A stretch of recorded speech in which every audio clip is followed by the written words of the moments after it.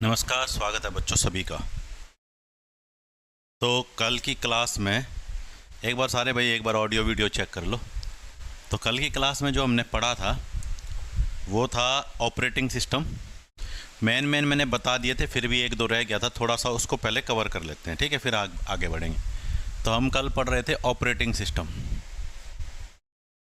क्या पढ़ रहे थे बच्चों? Operating system. ऑपरेटिंग सिस्टम हम ये पढ़ रहे थे। सभी का स्वागत है।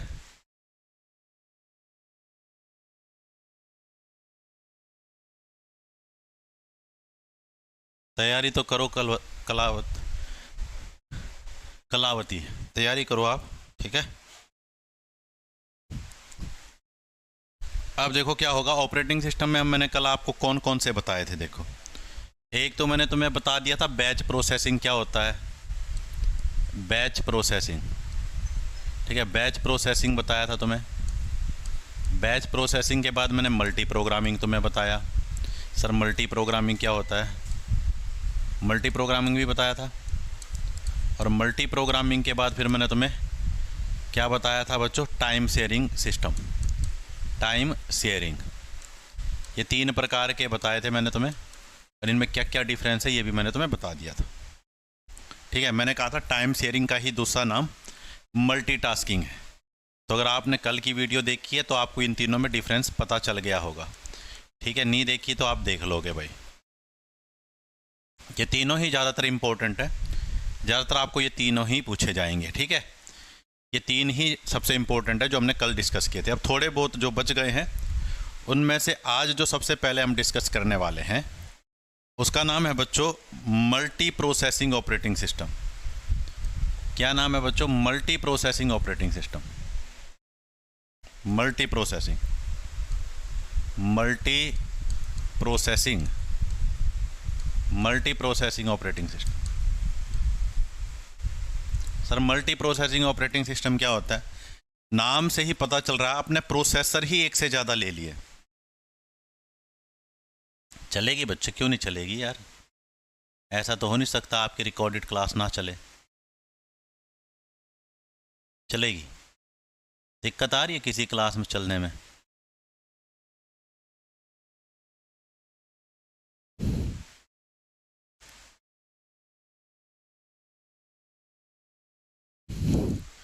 तो मल्टी प्रोसेसिंग ऑपरेटिंग सिस्टम हम आज पढ़ेंगे क्या होता है भाई। मल्टी प्रोसेसिंग क्या होता है? तो अब हमारे जो घरों में, जैसे हमारा जो पर्सनल कंप्यूटर है, हमारा घरों में जो पर्सनल कंप्यूटर है बच्चों, पर्सनल कंप्यूटर, ठीक है, जो घर में आप यूज़ करते हो, मान लो पर्सनल कंप्यूटर आप यूज़ कर ले हो।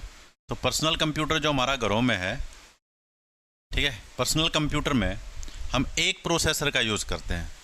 में एक प्रोसेसर का यूज़ होता है। क्या होता है? एक प्रोसेसर का यूज़, एक प्रोसेसर यूज़ होता है भाई, ठीक है। तो एक ही प्रोसेसर यूज़ होता है किसमें बच्चों? हमारे पर्सनल कंप्यूटर के अंदर। तो जो हम पर्सनल कंप्यूटर यूज़ करते हैं उसमें एक ही प्रोसेसर यूज़ किया जाता है, हमारा सिंगल प्रोसेसर यूज़ किया जाता है। अब क्या होता है, अगर मान लो मुझे बहुत ज़्यादा स्पीड चाहिए, सर कई बार हमें क्या होता है भाई, जो पर्सनल कंप्यूटर उसमें तो मैं एक ही प्रोसेसर यूज़ कर रहा हूँ, ठीक है, एक प्रोसेसर यूज़ कर रहा हूँ उसमें, लेकिन मुझे बहुत ज़्यादा स्पीड चाहिए। सर बहुत ज़्यादा स्पीड का मतलब, बहुत ज़्यादा स्पीड का मतलब बहुत ज़्यादा स्पीड, ठीक है। अगर हमें बहुत ज़्यादा स्पीड चाहिए तो हम क्या करेंगे सर? अगर हमें बहुत ज़्यादा स्पीड चाहिए, बहुत ज़्यादा स्पीड कहाँ चाहिए? जैसे मान लो हमारे पास सुपर कंप्यूटर है, हमारे पास क्या है? Super computer. तो सुपर कंप्यूटर में स्पीड चाहिए। जैसे सुपर कंप्यूटर वगैरह है, सुपर कंप्यूटर, सुपर कंप्यूटर, ठीक है, जहाँ हमें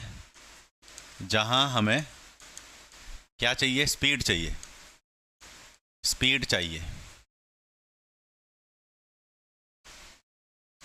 ठीक है। जहाँ हमें स्पीड चाहिए तो वहाँ एक से ज़्यादा प्रोसेसर यूज़ किए जाते हैं, ठीक है। तो सुपर कंप्यूटर जहाँ हमें स्पीड चाहिए वहाँ क्या करेंगे? वहाँ हम एक से ज़्यादा प्रोसेसर यूज़ करेंगे, वहाँ एक से ज़्यादा प्रोसेसर यूज़ करेंगे, एक से ज़्यादा प्रोसेसर यूज़ करेंगे, एक से ज़्यादा प्रोसेसर हम क्या करेंगे? यूज़। और इसी सिस्टम को हम क्या कहेंगे? मल्टी प्रोसेसिंग प्रोसेसर एक से ज़्यादा है तो इस सिस्टम को हम कहेंगे बच्चों मल्टी प्रोसेसिंग। तो प्रोसेसर आप एक से ज़्यादा यूज़ कर रहे हो।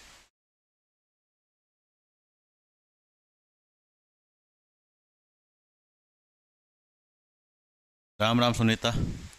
सुरेश कह रहे हैं सभी रिकॉर्डेड क्लास सही चल रही हैं, ठीक है।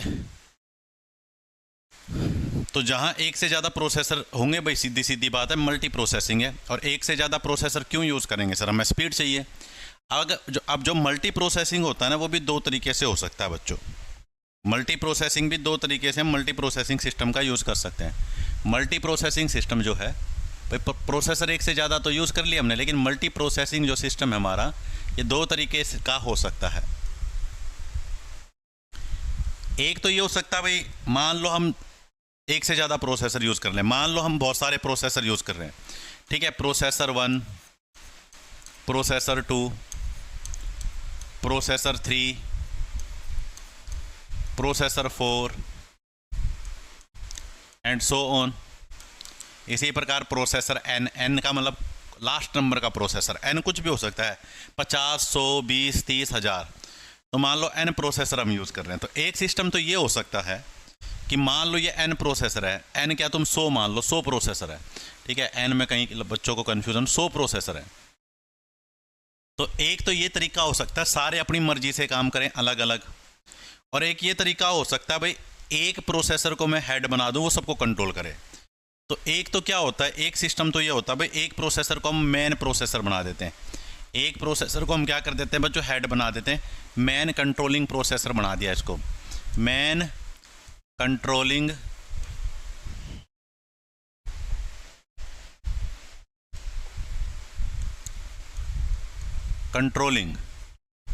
मैन कंट्रोलिंग प्रोसेसर बना दिया इसको हमने, ठीक है।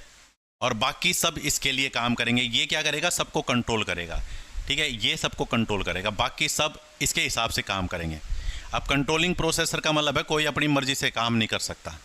तो एक मेन प्रोसेसर बना दिया P3, और ये सबको कंट्रोल कर रहा है। ये सबको क्या कर रहा है बच्चों, कंट्रोल कर रहा है। एक तो ये सिस्टम है भाई, ठीक है, सबको ये कंट्रोल कर रहा है। ऐसा हो सकता है।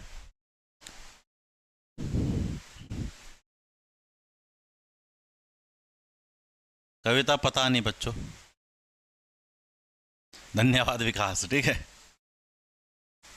तो एक मल्टी प्रोसेसिंग सिस्टम ये होता है कि भाई एक मेन प्रोसेसर बना दिया हमने, और वो सबको कंट्रोल कर रहा है।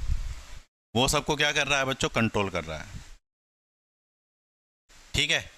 एक होता है सारे प्रोसेसर अलग अलग होते हैं भाई, सारे प्रोसेसर अलग अलग हैं, सब अपनी मर्जी से काम कर रहे हैं। P1 अलग। अब ये जब ऐसा सिस्टम होता है ना, एक मेन प्रोसेसर है, इन सब की मेमोरी एक ही होती है, सब डाटा एक ही जगह से उठाते हैं, मेमोरी इन सब की सेम है। ये मेमोरी है, इस मेमोरी का यूज़ ये भी करेगा, ये वाला भी करेगा, ये वाला भी करेगा, ये वाला भी करेगा, इन सब की मेमोरी भी सेम है। एक कंट्रोलिंग प्रोसेसर वो सबको कंट्रोल कर रहा है, मेमोरी सबकी सेम है। एक तो ये सिस्टम होता है। दूसरा सिस्टम क्या होता है कि भाई आपके प्रोसेसर अलग अलग हैं। ये P1 प्रोसेसर है, ये P2 प्रोसेसर है, ये P3 प्रोसेसर है, ये P4 प्रोसेसर है, एंड चलते रहो, ये 100वें नंबर का प्रोसेसर है। और इन सब की मेमोरी भी अलग अलग है। इसकी मेमोरी M1 है, इसकी मेमोरी M2 है, इसकी मेमोरी M3 है, इसकी मेमोरी M4 है, इसकी मेमोरी M100 है। तो सबकी मेमोरी भी अलग अलग है। इसमें कोई भी किसी को कंट्रोल नहीं कर रहा, सब अपनी मर्जी से काम कर रहे हैं। और ये सारे के सारे बच्चों जुड़े होंगे नेटवर्क के थ्रू। ये आपस में जुड़े होंगे किसके थ्रू, नेटवर्क के थ्रू। ये आपस में एक दूसरे को मैसेज भेज सकते हैं। तो ये नेटवर्क के माध्यम से जुड़े हुए हैं, नेटवर्क के माध्यम से, नेटवर्क के माध्यम से ये जुड़े हुए हैं। एक ये सिस्टम हो सकता है भाई, ठीक है। तो यहाँ पे भी मल्टी प्रोसेसिंग सिस्टम है, ये एक से ज़्यादा प्रोसेसर है, ठीक है। ये मल्टी प्रोसेसिंग सिस्टम है, मल्टी प्रोसेसिंग सिस्टम। सारे प्रोसेसर अपनी मर्जी से काम कर रहे हैं, सबकी मेमोरी भी अलग अलग है।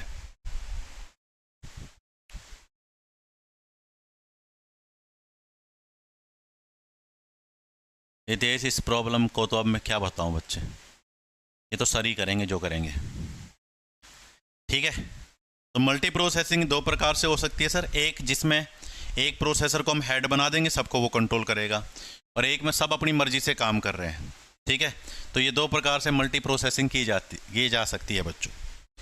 तो ये था बच्चों मल्टी प्रोसेसिंग ऑपरेटिंग सिस्टम। इसमें एक और तुम्हें एक एग्जांपल देता हूँ मैं। देखो,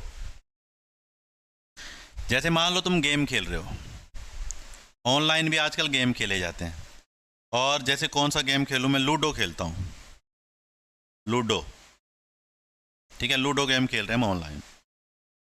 अब एक बात तो तुम्हें पता, लूडो के गेम खेलने के लिए 4 बंदे चाहिए, 4 बंदे चाहिए। तो एक बंदा ये है, ये इसका मोबाइल है, मोबाइल भी हो सकता है, कंप्यूटर भी हो सकता है। ये दूसरा बंदा है, ये तीसरा बंदा है, और ये चौथा बंदा है।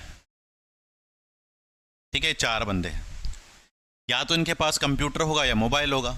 अब हर एक क्या, इसका प्रोसेसर अलग है, मेमोरी अलग है, इसका प्रोसेसर अलग है, मेमोरी अलग है, इसका प्रोसेसर अलग है, मेमोरी अलग है, इसका प्रोसेसर अलग है, मेमोरी अलग है। अब ये सारे गेम खेलने के लिए पहली बात, सबके मोबाइल में लूडो होना चाहिए। अब ये सारे नेटवर्क से जुड़े हुए हैं। नेटवर्क का मतलब इंटरनेट के थ्रू ये एक दूसरे से जुड़े हुए हैं। ठीक है, तो इसको एक प्रकार से डिस्ट्रीब्यूटेड सिस्टम भी हम कह सकते हैं। अब सब अपनी अपनी मर्जी से काम कर रहे हैं, सबका अलग अलग प्रोसेसर है, अलग अलग मेमोरी है। ऐसे सिस्टम में एक प्रॉब्लम क्या होती है कि वहाँ पे तो एक कंट्रोलिंग प्रोसेसर था, वो सबको कंट्रोल कर रहा था। यहाँ पे जैसे मान लो 4 बंदे लूडो खेलने शुरू कर गए, इसका मन नहीं किया, ये बीच में छोड़ सकता है, तो छोड़ देगा बीच में। सबकी अपनी अपनी मर्जी है। इतनी बात समझ रहे हो? तो ये खेल है यहाँ पे। अब एक होता है प्यारे बच्चों, एक होता है real time system. Real time system क्या होता है? जो real time system, real time system कौन सा सिस्टम प्यारे बच्चों? Real time system. Sir real time system क्या होता है? रियल टाइम सिस्टम वो होता है जैसे ही आप इनपुट दोगे, इनपुट और आउटपुट में बहुत कम डिले होता है। ठीक है, रियल टाइम सिस्टम में क्या होता है? इनपुट और आउटपुट में बहुत कम समय होता है। इनपुट और आउटपुट में बहुत कम डिले, बहुत कम अंतर, बहुत कम समय का अंतर होता है। मतलब जैसे इनपुट दोगे वैसे ही आउटपुट मिल जाए, बहुत कम समय का अंतर। ठीक है, ऐसे सिस्टम को रियल टाइम सिस्टम कहते हैं। जैसे मैं तुम्हें एग्जांपल दूं, ठीक है, मान लो तुम्हारा जन्मदिन आने वाला है और घर वालों ने कहा भाई तुम्हारा जन्मदिन है, तुम्हें आईफोन दिला देंगे। ठीक है, लड़कियों को कहा आईफोन दिला देंगे, लड़कों को कहा भाई अब की बार तुम्हें एक बाइक दिला देंगे, बुलेट दिला देंगे। अब तुमने कहा भाई अभी दिलाओ, अभी चाहिए मुझे। घर वालों ने कहा यार जन्मदिन तो आने दे, तुमने कहा आज ही है मेरा जन्मदिन तो अभी चाहिए मुझे। घर वालों ने कहा कोई बात नहीं, शाम को ले आएंगे। अब घर वालों ने इनपुट कब दी? सुबह। तुम्हें कहा भाई आज तुम्हें गिफ्ट दिलाएंगे, लेकिन आउटपुट कब मिली तुम्हें आईफोन क्या पता शाम को मिले, क्या पता कल मिले। तो ये रियल टाइम सिस्टम नहीं है, तुरंत होना चाहिए, तुरंत। ठीक है, तुम्हारे मन में आया कि आईफोन चाहिए, घर वालों ने कहा जो हुकुम, तुरंत ले आए, इसको कहेंगे रियल टाइम सिस्टम। अब रियल टाइम सिस्टम की ज़रूरत पड़ती है कई जगह। कहाँ पड़ती है? देखो, ज़्यादातर रियल टाइम सिस्टम की ज़रूरत पड़ेगी हमें सिक्योरिटी के अंदर। सिक्योरिटी के लिए, सुरक्षा के लिए रियल टाइम सिस्टम चाहिए। और कई बार गेमिंग में भी रियल टाइम सिस्टम की जरूरत पड़ेगी। गेम खेलते हो तुम, गेमिंग में भी रियल टाइम सिस्टम की जरूरत पड़ सकती है। देखो, जैसे तुमने बटन दबाया, मान लो तुम एक गोली चलाने वाला गेम खेल रहे हो, जैसे तुमने बटन दबाया तभी गोली चल जानी थी। अब तुम बटन दबाओ और कंप्यूटर बहुत लेट आउटपुट दे, रिस्पॉन्स आराम से करे। तुमने अभी बटन दबाया, 2 सेकंड के बाद जो तुम खेल रहे हो गेम वो गोली चलाए, तो इसमें तो मज़े नहीं आएंगे ना एकदम। तुम वो देखो कार वाला गेम खेलते हो, इधर मोड़ो तो तभी मुड़ जाना चाहिए, तो जैसे इनपुट दो वैसे ही आउटपुट हो जाना चाहिए। इसको रियल टाइम सिस्टम कहते हैं। सिक्योरिटी के लिए भी रियल टाइम सिस्टम चाहिए भाई, सिक्योरिटी के लिए भी क्या चाहिए? रियल टाइम सिस्टम चाहिए। अब जैसे मान लो तुम कुछ काम करना शुरू कर दो, जैसे मान लो तुम फॉर्म भरना शुरू कर दो। ठीक है, मान लो तुम डी ग्रुप का फॉर्म निकल आए, तुमने फॉर्म भरना शुरू कर दिया। तुमने कंप्यूटर खोला और तुम फॉर्म भरना शुरू कर, तुमने साइट का नाम डाला। अब साइट बिजी चल रही है और आपका जो नेटवर्क है वो ऐसे बिजी चल रही है और आपका वो डमरू घूमता जा रहा है, घूमता जा रहा है, घूमता जा रहा है। साइट को खुलने में ही 10 मिनट लग गए, तो आप कहोगे सर ये तो मज़े नहीं आए, ये तो रियल टाइम सिस्टम नहीं है। साइट खोलने का आदेश तो मैंने 10 मिनट पहले दिया था, साइट तो 10 मिनट बाद खुली है, तो इसको रियल टाइम सिस्टम नहीं कहेंगे। रियल टाइम सिस्टम का मतलब है जैसे ही इनपुट दी वैसे ही आउटपुट मिलेगी, तुरंत एक्शन से। ठीक है, जैसे आपने घर वालों को कहा कि मुझे ये चाहिए, घर वालों ने तुरंत दिला दिया, रियल टाइम सिस्टम। अब कई जगह रियल टाइम सिस्टम की ज़रूरत पड़ती है, कई जगह रियल टाइम सिस्टम की ज़रूरत नहीं पड़ती। जैसे मान लो आप कोई रेलवे रिजर्वेशन करा रहे हो, टिकट बुक करा रहे हो, तो रियल टाइम सिस्टम की ज़रूरत नहीं है, कोई ज़रूरी नहीं जैसे आप साइट करो तभी बुक हो जाए, क्या पता आधे घंटे में बुक हो आपके सिस्टम, तो कोई इसमें इतना फ़र्क नहीं पड़ा। लेकिन सिक्योरिटी के अंदर रियल टाइम सिस्टम चाहिए मुझे। जैसे मान लो हमने यहाँ से मिसाइल छोड़ी और जो हमारे शत्रु राष्ट्र हैं उनके ऊपर गिरानी है अपने को मिसाइल, जो हमारे दुश्मन देश है उनके ऊपर मिसाइल गिरानी है। अब मैं चाहता हूँ कि ये मिसाइल टारगेट को 10 सेकंड में हिट कर ले, तो 10 से 11 सेकंड नहीं होने चाहिए, 10 में ही हिट करना चाहिए इसको। सर ऐसा क्यों? ऐसा ज़रूरी है क्योंकि तुमने पता है कि आजकल जैसे एंटी मिसाइल सिस्टम है, जैसे इंडिया का S4 सिस्टम तुमने देखा होगा, पाकिस्तान ने जब अटैक किया तो S4 जो हमने खरीद रखा है डिफेंस सिस्टम, तो क्या होता है,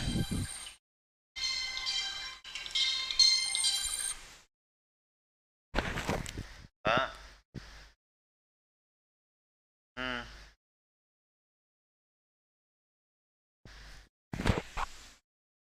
एक मिनट बच्चों, एक मिनट रुको, एक मिनट रुको हैं बच्चों।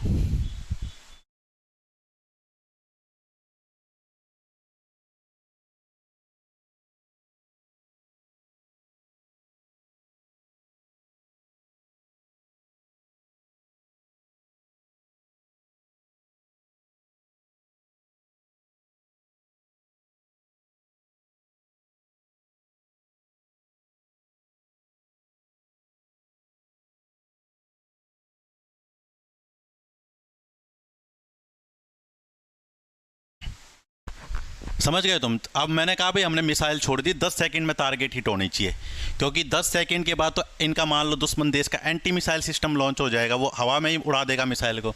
तो यहाँ पे टाइम की वैल्यू है बच्चों, यहाँ पे टाइम की क्या वैल्यू है, तो ऐसे अपने को रियल टाइम सिस्टम चाहिए।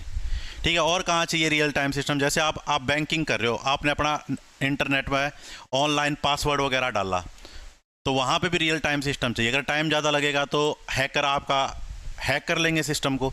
तो जहाँ पे आप धन से संबंधित काम कर रहे हो, मनी का लेना देना कर रहे हो, वहाँ पे भी अपने को रियल टाइम सिस्टम चाहिए। ठीक है, तो रियल टाइम सिस्टम कहाँ कहाँ चाहिए सर? सिक्योरिटी के अंदर, डिफेंस के अंदर, गेमिंग के अंदर, यहाँ पे हमें, ठीक है, सिक्योरिटी, गेमिंग, डिफेंस, ठीक है, डिफेंस, इन सभी जगह पे हमें रियल टाइम सिस्टम चाहिए। रियल टाइम सिस्टम का मतलब इनपुट और आउटपुट के बीच में ज़्यादा गैप ना हो, जैसे इनपुट दें तभी आउटपुट मिल जाए, ठीक है, तुरंत एक्शन हो, उसे कहते हैं रियल टाइम सिस्टम। उसे क्या कहते हैं बच्चों? Real time system. कहानी समझ आ गई तुम्हें? तो ये हमारे पास बच्चों मेन आपके ऑपरेटिंग सिस्टम के टाइप थे। इसके अलावा भी बहुत सारे सिस्टम होते हैं बच्चों, ठीक है, लेकिन अपने को केवल यही याद रखने हैं। उसके बाद जो नेक्स्ट टॉपिक हमें कवर करना है वो एक आसान सा टॉपिक हम कवर करेंगे। टॉपिक का नाम है बच्चों ठीक है, number system. Number system, number और सिस्टम, नंबर सिस्टम, ये टॉपिक है भाई, नंबर सिस्टम। तो ये करेंगे, इसमें हम कन्वर्जन सीखेंगे, एक नंबर को दूसरे नंबर में, एक सिस्टम को दूसरे सिस्टम में कन्वर्ट करना सीखेंगे। इसको कहते हैं नंबर सिस्टम। गूगल पे सर्च करो, तुरंत इंफॉर्मेशन मिल जाती है, उसमें भी थोड़ा बहुत फ़र्क है बच्चे, ठीक है। अब वो भी कह सकते हो रियल टाइम सिस्टम, बिल्कुल रियल टाइम नहीं है वो। रियल टाइम भी फिर अलग अलग प्रकार के होते हैं, जहाँ टाइम लिमिट बहुत इंपॉर्टेंट होती है भाई, आधे 0.1 सेकंड का भी डिले नहीं हो सकता, जहाँ ठीक ठाक है। तो ये गूगल वाला आपका कैजुअल रियल टाइम सिस्टम कह सकते हो, ठीक है। कल क्लास नहीं होगी ये पूछ रहे हो क्या अंजू आप, कि कॉल पूछ रहे हो? क्लास इसका तो मेरे ख्याल से कल मेरी तो होगी नहीं। नहीं, मैथ वाला नंबर सिस्टम नहीं है, यहाँ हम कन्वर्ट करना सीखेंगे। देखो, कंप्यूटर तो केवल 0 और 1 समझता है, कंप्यूटर तो केवल 0 और 1 समझता है। मैथ में हम यूज़ करते हैं 0, 1, 2, 3, 4 5 6 7 8 9। मैथ में हम ये यूज़ करते हैं भाई, मैथ में ये सारे यूज़ करते हैं। और कंप्यूटर केवल ये 2 ही नंबरों को समझता है। ठीक है, कंप्यूटर ये समझता है हमारा, इन 2 नंबरों को समझता है। और गणित के अंदर, मैथ्स के अंदर हम ये नंबर कहते हैं बच्चों।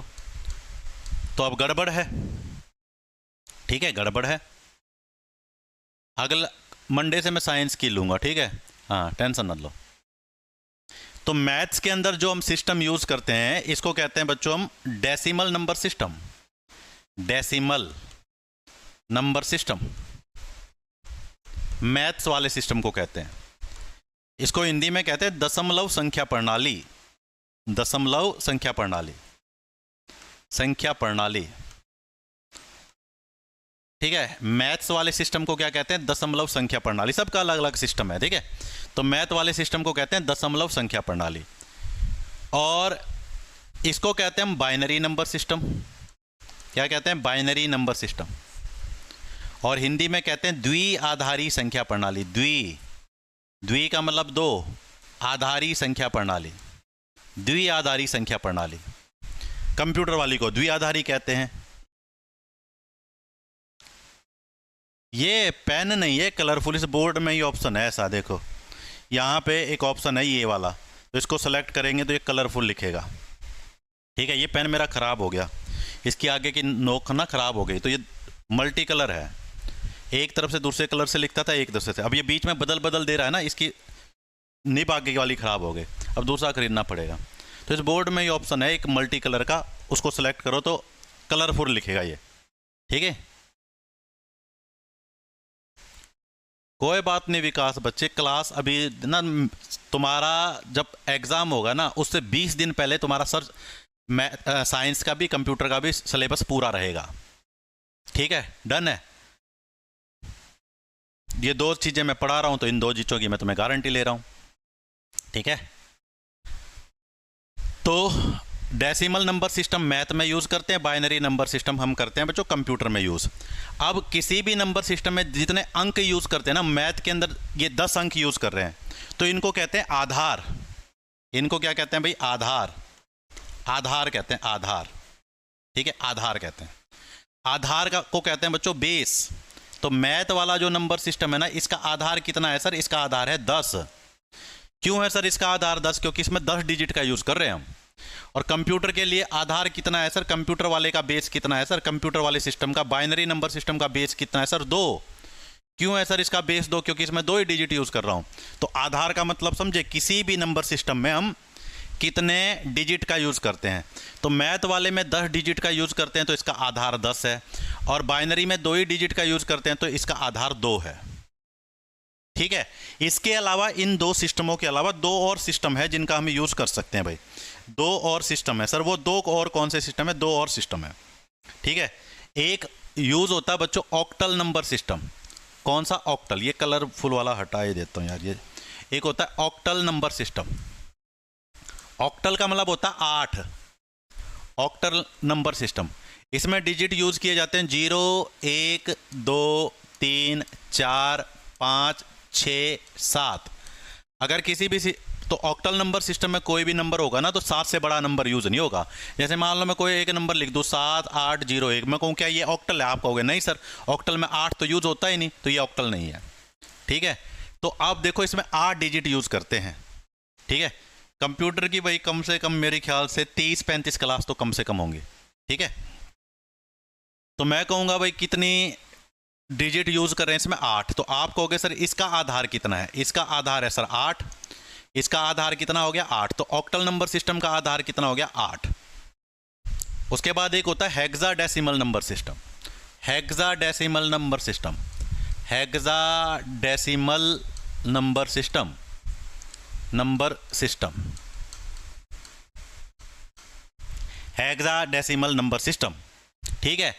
इसमें यूज़ करते हैं भाई 0 से लेकर 9 तक, 0 से लेकर 9 तक, ठीक है। और उसके बाद यूज़ करते हैं 10 11 12 13 14 और 15, यानी 0 से 15 तक यूज़ होता है। लेकिन 10 को लिखते हैं A, और 11 को लिखते हैं B, और 12 को लिखते हैं सी, 12 को क्या लिखते हैं सी, 13 को लिखते हैं डी, और इसको लिखते हैं ई, और इसको लिखते हैं एफ। ऐसा इसलिए करते हैं, जैसे मान लो हमने 13 लिख दिया, तो इसको सर 13 को आप 13 क्यों नहीं लिख रहे, डी क्यों लिख रहे हैं, क्योंकि कंप्यूटर को दिक्कत ना हो। अगर हम 13 लिखेंगे तो कंप्यूटर को ये समझ नहीं आएगा ये 1 और 3 लिखा गया या 13 लिखा गया, क्योंकि इसमें 2 डिजिट का यूज़ कर रहे हैं। तो जब 1 और 3 लिखूंगा तो कंप्यूटर समझेगा इसको 3 इसको 1, लेकिन जब मैं डी लिखूंगा तो कंप्यूटर इनको अलग अलग नहीं पड़ेगा, तब कंप्यूटर को 13 पड़ेगा। ये कहानी समझे। तो हेक्साडेसिमल में 0 से लेकर 9 और 10 के लिए ए, 11 के लिए बी, 12 के लिए सी, 13 के लिए डी, 14 के लिए ई और 15 के लिए एफ। तो इसका आधार कितना हो गया सर, इसमें 0 से लेकर 15 तक वर्ड यूज हो रहे हैं, यानी 16 वर्ड यूज हो रहे हैं। तो इसका आधार है सर 16, इसका आधार है सर 16। ठीक है, अब देखो कहानी क्या पूछी जाती है। हाँ, हिंदी तो लगभग सब में सेम होगी। ठीक है, हिंदी अच्छी लेवल की पढ़ लो तुम। बस ये है भाई, देखो हिंदी के सिलेबस तो वही है, बस ये है डी ग्रुप का एग्जाम दोगे तो थोड़े आसान क्वेश्चन आएंगे, सी के मेंस का दे रहे हो तो मुश्किल क्वेश्चन आएंगे, बस यही खेल है। ठीक है, सीमा जरूर आ सकते हो आप। ठीक है, अब देखो, अब कन्वर्ट करने के लिए बहुत सारे पंगे नहीं करूंगा मैं, कन्वर्ट करने के लिए मैं बहुत सारे पंगे नहीं करूंगा, तुम समझो, तुम समझना। सबसे ज़्यादा जो कन्वर्ट करना पूछा जाता है, मैथ्स वाला सिस्टम कौन सा है, डेसिमल। डेसिमल सिस्टम से आपको कंप्यूटर वाले सिस्टम में कन्वर्ट करना है, कंप्यूटर वाले सिस्टम में कन्वर्ट करना है, यानी बाइनरी में करना है। ज़्यादातर आपसे यही पूछा जाएगा। कन्वर्ट तो मैं दूसरे करने भी सिखाऊंगा, लेकिन यही पूछा जाएगा। डेसिमल को बाइनरी से करना है, डेसिमल को बाइनरी में करना है। अब मैं तुम्हें तरीका बताऊंगा, 2 तरीके बताऊंगा, एक जो बुक में लिखा हुआ है, एक और मैं तुम्हें शॉर्ट तरीका भी बताऊंगा। लेकिन शॉर्ट तरीका समझने के लिए आपकी बुद्धि विकसित होनी चाहिए, थोड़ा सा देखो। तो डेसिमल से बाइनरी में कैसे करते हैं सर, इसका आधार कितना है 10 और इसका आधार कितना है 2, तो 10 वाले को 2 से में बदलना है, 10 आधार वाले को 2 आधार वाले में बदलना है, तो 2 से भाग लगाएंगे, शेष लिखेंगे। ठीक है, शेषफल विधि का प्रयोग करेंगे। कौन सी विधि का प्रयोग करेंगे, शेषफल विधि। तो एक शेषफल विधि होती है, उसका प्रयोग करेंगे भाई, शेषफल विधि का प्रयोग करेंगे, जिसे रिमाइंडर मेथड कहते हैं।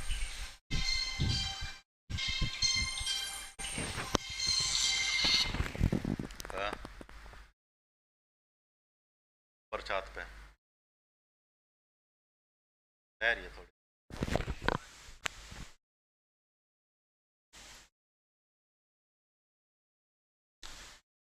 ठीक है, तो शेषफल विधि का यूज करेंगे। तो मैं तुम्हें सिंपल जैसे एक कन्वर्ट करके दिखाऊं, जैसे 25 है, 25 बाइनरी तो है नहीं क्योंकि इसमें 2 और 5 का यूज, तो यहाँ पे आधार लिखा होता है, नीचे जो लिखा होता है ना उससे तुम्हें समझ आएगा किस सिस्टम में है। नीचे 10 लिख रखा है तो समझ जाओ डेसिमल सिस्टम है।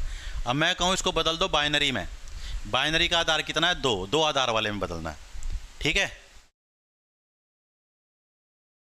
अब देखो कैसे करेंगे सर, कैसे करेंगे। तो हमारे पास है शेषफल विधि। कौन सी विधि है बच्चों, शेषफल विधि। तो शेषफल विधि का यूज करेंगे हम, शेषफल विधि का यूज करेंगे, देखना थोड़ा सा। तो 25 को बदलना है भाई हमने को, ठीक है, 25 को बदलना है, तो शेषफल विधि का प्रयोग हम कर लेंगे। तो कौन सी विधि है, शेषफल विधि। तो अब देखो तुम क्या करता हूं मैं, इस 25 को भाग लगा देंगे हम, इस 25 को भाग दे देंगे, और किससे भाग देना, जिसमें बदलना है 2 वाले में बदलना है तो 2 से भाग देंगे भाई, 2 वाले में बदलना है तो 2 से भाग देंगे। तुम्हें लिखना है शेष, शेष कितना आया, इसीलिए इसका नाम है शेषफल विधि। तो यहाँ शेष लिखूंगा मैं, यहाँ पे लिखूंगा शेष। तो 25 को 2 से भाग लगाओगे तो 12 पे जाएगा, 12 दूनी 24 और 1 शेष बच जाएगा। अब जिसको भाग नहीं करना आता तो उसका मैं कुछ भला कर नहीं सकता। एक व्हाइट बोर्ड है दीप, ठीक है। अब 12 को 2 से भाग लगाओ, 2 छिके 12, पूरा पूरा कट गया तो शेष 0 बचेगा। अब 6 को 2 से भाग लगाओ, 2 तिये 6, पूरा पूरा कट गया तो फिर 0 लिख दो। फिर 2 से भाग लगाओ, 2 एकम 2, 3 को 2 से भाग लगाओगे तो 1 शेष बचेगा। अब यहाँ इक्का बच गया। अब 2 से भाग लगाओगे तो 1 2 से भाग नहीं होगा क्योंकि 1 2 से छोटा है, तो भाग नहीं होने के नाम का यहाँ तो 0 लिखोगे और यहाँ 1 लिखोगे। 2 तरीके, यहाँ तो 1 पे रुक जाओ या एक और स्टेप लिखोगे, या तो तुम यहीं पे रुक जाओ, ठीक है, या तो तुम यहीं पे रुक जाओ, नहीं चल रहा सर आगे रुक जाओ आप, ठीक है, अब आगे चलेगा ही नहीं, तो यहाँ पे मैं रुक गया। अब तुम्हें क्या करना, नीचे से ऊपर लिखना। पहले ये वाला इक्का लिखना है, ये वाला इक्का, सर ये वाला इक्का लिख दिया हमने यहाँ। अब इनको नीचे से ऊपर बाकियों को भी लिख दो। तो पहले ये 1 लिखा जाएगा, फिर 0 0 1 लिखा जाएगा, तो 1 0 0 1, ये वाला इक्का भी लिखना है। ठीक है, ये आंसर आ गया। तो ये आपका 25 है। देखो इसमें केवल 0 और 1 का यूज किया गया, लेकिन ये मेथड है बहुत लंबा, ये मेथड है बहुत लंबा। ठीक है, अब ये तो 25 आया था, जैसे कोई और बड़ा आ गया तो इसमें टाइम लग जाता है। तो हम सिंपल सा यूज करेंगे एक मेथड। हम कैसे बदलेंगे समझो, हम यूज करेंगे कोडिंग का। सब जगह ये काम करो लगाओगे तो मेथड, देखो हम लिखेंगे कोड, कोड का यूज करेंगे। अब तुम कोड वाला मेथड समझो कैसा यूज होगा। आपको क्या करना है, हाँ सर ने करवाया था ना, वही है। ठीक है, तो बहुत बढ़िया, सर ने करवा रखा तो मेरा काम सर ने आसान कर दिया। तो कोड लिखना है। सबसे पहले तुम्हें लिखना है 1, सबसे पहले क्या लिखना है 1। अब डबल करते चलो, 1 का डबल 2, 2 का डबल 4, 4 का डबल 8, 8 का डबल 16, 16 का डबल 32, अरे 32 का डबल 64। ज़्यादा से ज़्यादा तुम्हें इस 64 तक का यूज़ करना है, इससे बड़ा आपसे पूछेगा नहीं। कोड लिखना आ गया तुम्हें, 1 2 4 8 16 32 64, डबल करते गए में, 1 2 4 8। ठीक है, ये कोड लिख दिया भाई मैंने, ये कोड लिख दिया, ये पूरे के पूरे कोड हैं। इस कोड का यूज़ करूँगा, आगे भी यूज़ कर सकता हूँ। अगर 64 से आगे लिखना हो तो 128 लिख दूंगा। अब अगर मैंने ये कोड लिख दिए तो ये कितने कोड लिखे हैं सर आपने, देखो। अब यहाँ से ध्यान से समझना तुम, अगर तुम्हें समझ आ गया तो सारे कर पाओगे, तुम समझ नहीं आया तो कन्फ्यूज़न में रहोगे। अगर तुम कन्फ्यूज़न में रहोगे तो फिर वही 2 भाग वाला तरीका यूज़ करना। देखो, अगर मैं केवल इस खाने का यूज़ करूँगा तो एक ही कोड का यूज़ कर रहा हूँ। अगर इन 2 खानों का यूज़ करूँगा तो 2 कोड, 3 खानों का भी यूज़ करूँगा तो 3 कोड। अब आपको कैसे पता चलेगा कितने खाने का यूज़ होगा? पहली बात, जैसे मान लो मेरे को 25 का कोड लिखना, 25 का कोड, तो सर 25 का कोड केवल 2 खानों से लिखा जाएगा, 3 से लिखा जाएगा, 4 से, 5 से, 6 से, 7। पहली तो ये बात समझनी है, पहले तो ये बात समझनी है तुम्हें।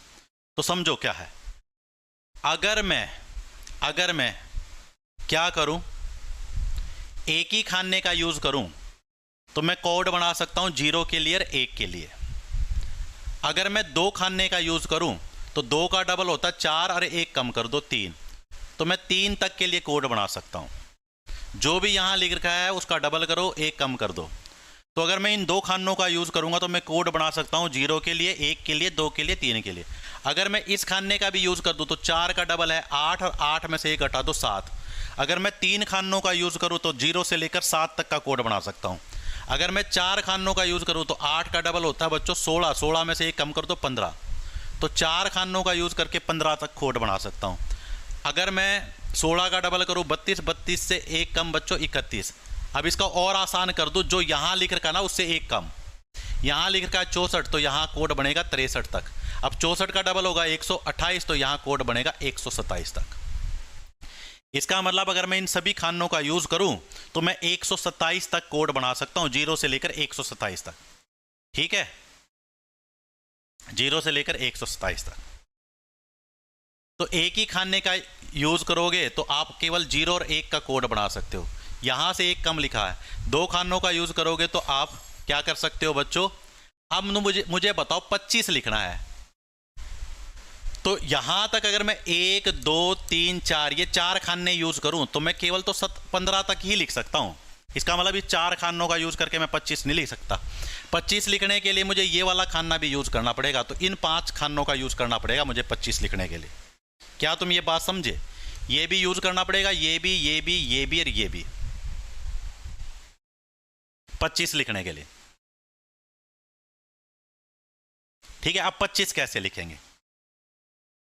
जो खाने के ऊपर लिखा हुआ है, ये ऊपर वाली चीज़ तो मैंने तुम्हें केवल ये बताने के लिए कहाँ तक कोड बना सकते हैं हम, ये कहाँ तक। ठीक है, कोड तो ये हैं अपने, कोड तो ये हैं, इन कोड का यूज़ करना है। अब पहले तो तुम्हें ये पता चलेगा कि 25 लिखने के लिए कितने खाने यूज होंगे सर, 5 यूज होंगे, 5 यूज होंगे। तो ये वाला खाना यूज होगा, तो इसका मतलब है 16, 16 के नीचे 1 लिख दो। अब तुम्हें देखना है किस किस को जोड़ के 25 बनेगा। 16 और 8 24 और 1 25। सर यहीं तक यूज करेंगे हम खाने, केवल यहीं तक यूज होंगे, इनसे 25 बन जाएगा। अब तुम्हें इनको ऐसे जोड़ के 25 बनाना है। 16 और 8 24 और 1 25 और बाकियों में चिपका दो 0। ये 25 का कोड बन गया, ये 25 का कोड बन गया। तो 25 का कोड बना सर 1 1 0 0 1, 1 1 0 0 1। ये 25 का कोड है। कहानी समझे तुम? अब मान लो मुझे बनाना है सर, मुझे बनाना है 13 बनाना है। तो अगर मैं इस खाने तक यूज करूं 8 तक, तो यहां तक मैं कोड बना सकता हूं 15 तक। तो इस खाने की जरूरत नहीं पड़ेगी मुझे 13 बनाने के लिए, केवल 4 खानों से 13 बना सकता हूं। अब 4 खानों से 13 बनाऊंगा तो 13 बताओ कैसे बनेगा?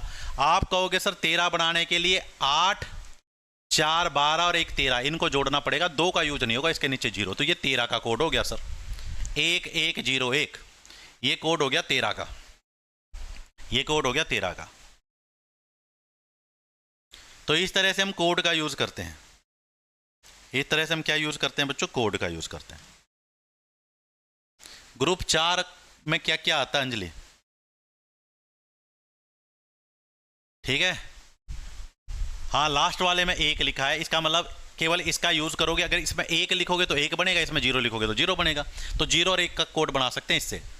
ठीक है, चलो तो अब मैं तुम्हें कुछ भी कहूं, मैं तुम्हें कहूं 48 बनाओ, 48 बनाओ, ठीक है? तो तुम देखो 48 कैसे बनेगा। ठीक है, तो 48 बनाने के लिए तुम्हें चाहिए भाई 1 2 4 8 16 और 32। ठीक है, 32 तक चाहिए, क्योंकि अगर तुम 16 तक यूज करोगे तो यहां केवल 31 तक के नंबरों का कोड बना सकता हूं मैं।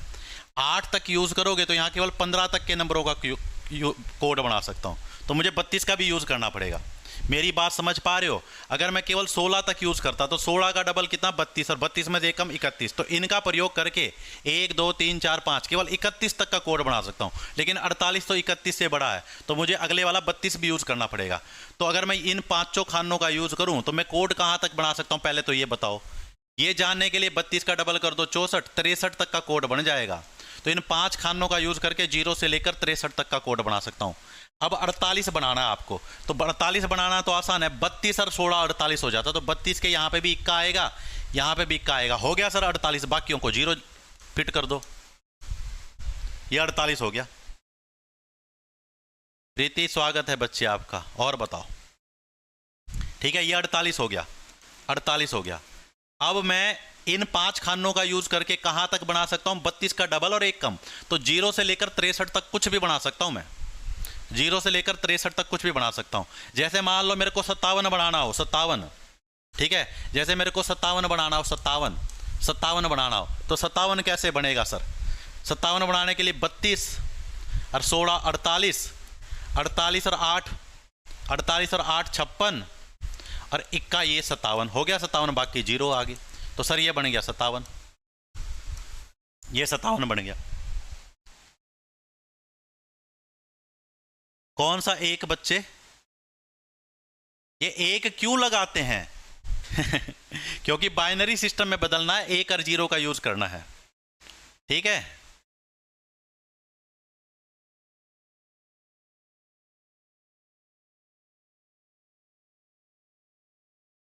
अब मुझे बनाना है सर, मुझे बनाना है 49, 49।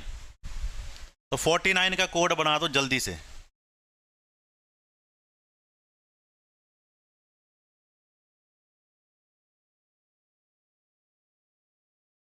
तो 49 बनाना है। देखो ये जो ऊपर वाले नंबर है ना, इनको जोड़ के 49 देखो किन किन को जोड़ के बनेगा। 32 16, 32 और 16 48 और 1 49, इन तीनों को जोड़ के बनेगा ना 49। बोलो हाँ या ना। आप कहोगे सर तो जिनको जोड़ के 49 बन रहा ना, उनके नीचे 1 लिखना है। तो 32 के नीचे 1 लिखा जाएगा, 16 के नीचे 1 लिखा जाएगा और 1 के नीचे 1 लिखा जाएगा। जिनका यूज नहीं हुआ उनके नीचे 0 लिख देना है। तो ये बन गया 49। 1 1 0 0 1 1 1 3 बार 0 और 1, बिल्कुल 49 बन गया। ठीक है, अगर ऐसा समझ ना आए तो फिर तुम ऑप्शन का यूज करोगे। अगर जैसे मान लो उल्टा दे रखा हो, कुछ बात समझ रहे हो?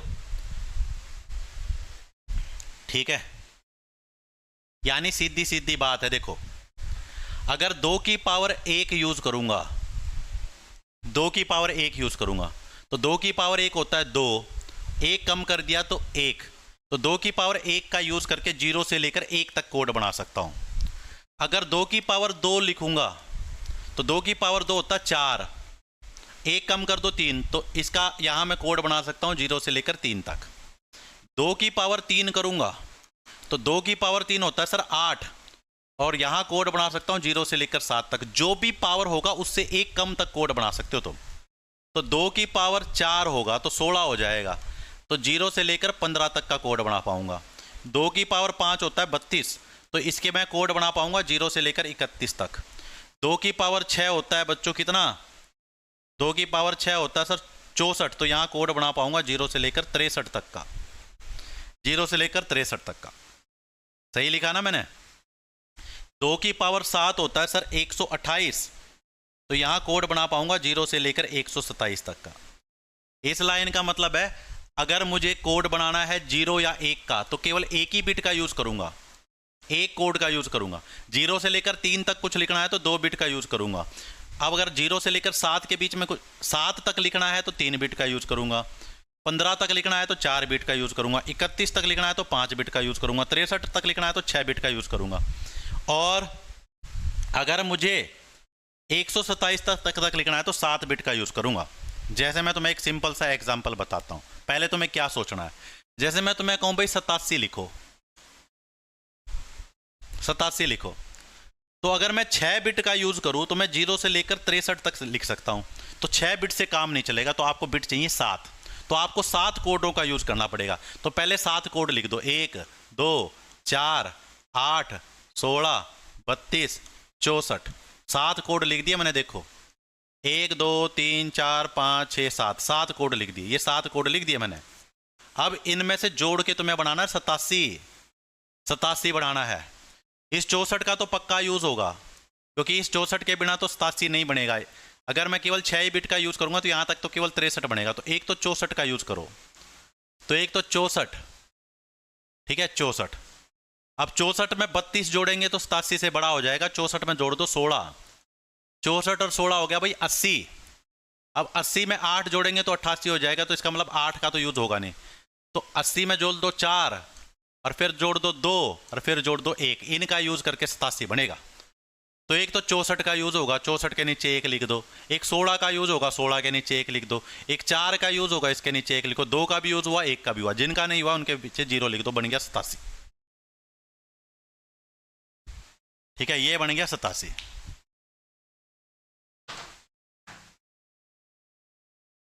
एक 0 3 बार 1 का डन है।